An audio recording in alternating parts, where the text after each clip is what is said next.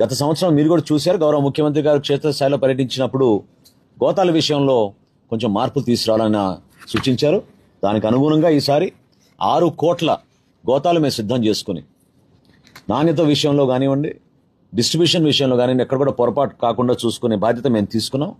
32,067 లారీల్ని మేము already GPS ద్వారా సిద్ధం చేశాం.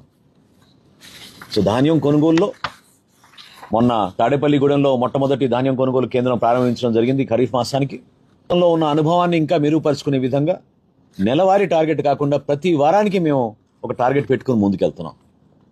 ఎప్పటికప్పుడు సమీక్షించుకుంటూ 51 లక్షల మెట్రిక్ టన్నులు ఫుడ్ కార్పొరేషన్ ఆఫ్ ఇండియాకి భారతదేశంలో పండిస్తున్న ధాన్యంలో ప్రధానమైన భాగస్వాములుగా ఆంధ్రప్రదేశ్ రైతాంగానికి ఒక అద్భుతమైన అవకాశం మా కూటమి ప్రభుత్వం ఈరోజు కలిగిస్తోంది. ఇదే కాదు, గతంలో మీరు చూశారు, కొన్ని సందర్భాల్లో రైతుల్ని తిప్పి 6 నెలల నుంచి 9 నెలలు కూడా పేమెంట్ కూడా ఇవ్వలేదు. 60 రోజుల్లో ఇస్తాం, 90 రోజుల్లో ఇస్తామని ఆ రోజు ముఖ్యమంత్రి గారు ప్రకటించినా వాళ్ళు అందించే వరకు 6 నెలల నుంచి 9 నెలలు కూడా పట్టింది.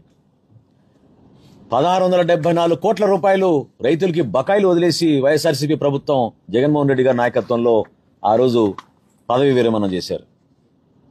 ఆ బకాయిలు చెల్లించడమే కాకుండా పేమెంట్ల విషయంలో కూడా ఒక కొత్త స్టాండర్డ్ ఏర్పాటు చేసుకున్నాం. మేము 48 గంటల్లోనే పేమెంట్ ఇస్తామని చెప్పాం.